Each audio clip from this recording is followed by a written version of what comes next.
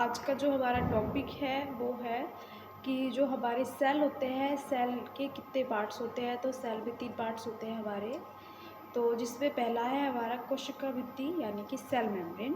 तो प्रत्येक कोशिका के ऊपर एक दोहरी पतली झिल्ली होती है जो आवरण का काम करती है। यानी कि जो हमारी कोशिका होती है उसके ऊपर दोहरी पतली यानी 2 लेयर यानी 2 लेयर की एक बनी झिल्ली होती है जो आवरण यानी कि एक तरीके की जो हमारा सेल होता है सेल का यानी एक तरह का कवर का काम करती है,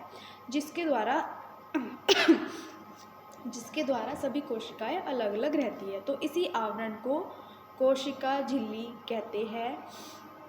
यह झिल्ली बहुत ही पतली होती है और यह झिल्ली कोशिका के भीतरी भागों की रक्षा करती है। यानी कि जो कोशिका के अंदर यानी कि सेल के अंदर जो हमारा प्रोटोप्लाज्म होता है तो उनका क्या करता है, उनकी रक्षा करती है कोशिका झिल्ली। इसी पतले झिल्ली के कारण कोशिकाएं एक दूसरे से अलग रहती हैं। यह झिल्ली जो प्रोटीन है या चिकनाई है या खनिज लवणों से मिलकर बनी होती है।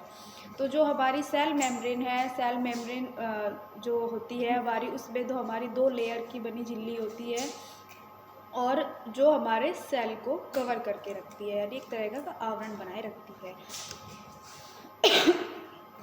अब आता है हमारा कोशिका भित्ति के कार्य यानी कि फंक्शंस ऑफ सेल मेम्ब्रेन। तो जो हमारी कोशिका भित्ति होती है उसके कुछ कार्य होते हैं। तो उसमें पहला है हमारा कोशिका, जो यह कोशिका को निश्चित आकार प्रदान करती है कि यानी कि जैसे इसमें लिखा गया है कि कोशिका को एक निश्चित आकार प्रदान करना। दूसरा है कोशिका के कोमल अंगों की रक्षा करना। तीसरा है इससे होकर कोशिका के शरीर के विकारों का निष्कासन होता है। यानी कि जब जितने भी हमारे शरीर में विकार उत्पन्न होने लगते हैं तो उनको दूर करने का कार्य भी कोशिका का ही कार्य होता है। क्योंकि जितने अच्छे हमारे बॉडी में सेल होंगे या जो हमारी कोशिकाएं होगी उतना ही हमारा अच्छा या स्वस्थ शरीर होगा। यानी कि अगर वे एक सही रूप से कार्य करती है हमारी सेल तो हमारा शरीर रोग मुक्त रहता है। और कहीं ना कहीं अगर इनमें कुछ गड़बड़ी आ जाती है या इनका विकास नहीं हो पाता या इनका डेवलपमेंट नहीं हो पाता तो कहीं ना कहीं हमारे शरीर में विभिन्न प्रकार के कह सकते हो विकार कह सकते हो या फिर एक तरीके से हमारा शरीर बीमारियों को ग्रहण करने लगता है।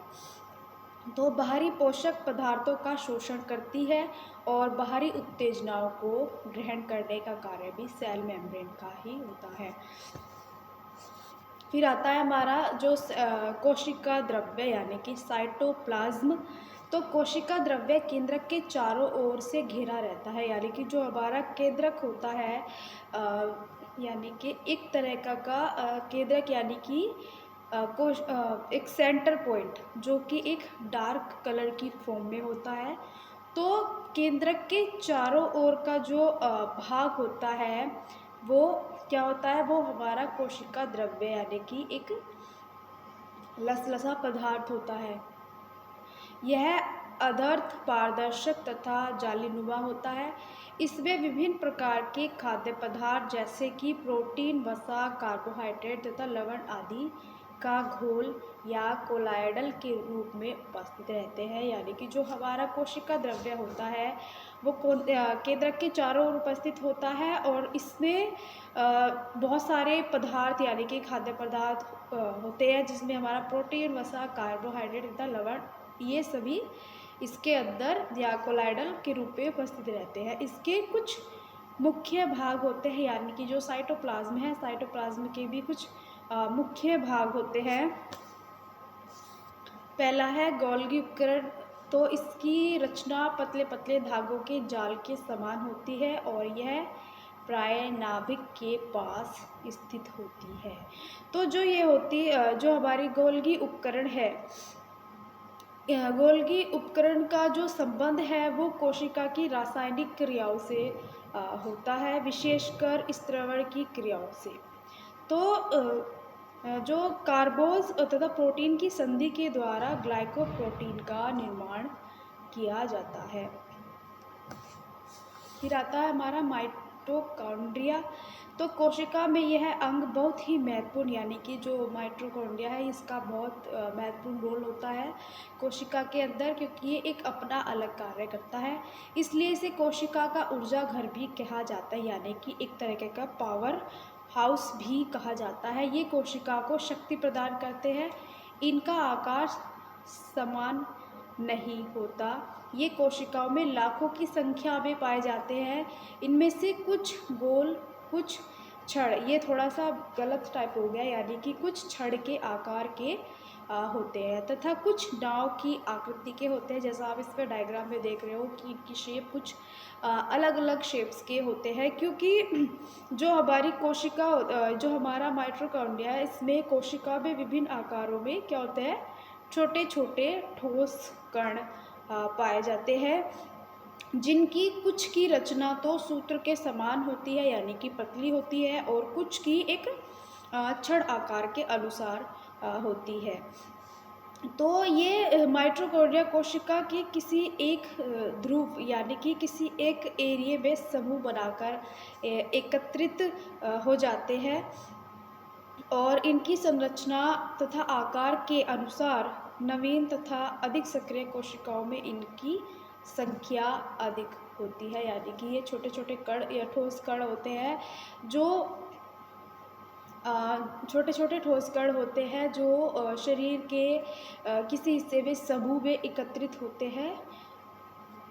तो कोशिका जो हमारे माइटोकॉन्ड्रिया है यह अलग अलग आकार, यानी कि गोल शेप पे, लंबे शेप में, पतले शेप पे, और कुछ छड़ के आकार, ये थोड़ा गलत हो गया, ये छड़ के आकार के तथा कुछ नाव की आकृति के होती है। ये कोशिका में गतिशील रहते हैं। फिर आता है हमारा माइटोकॉन्ड्रिया के कार्य, फंक्शंस ऑफ माइटोकॉन्ड्रिया। यह कोशिका द्वारा लिए गए आहार को ऊर्जा में बदल देते हैं और इन्हें ऊर्जा संस्थान कहा जाता है, यानी कि एक तरह का पावर हाउस कहा जाता है। दूसरा है कोशिका श्वसन के लिए उत्तरदायी होती है। फिर आता है इसमें कि लाइसोसोम।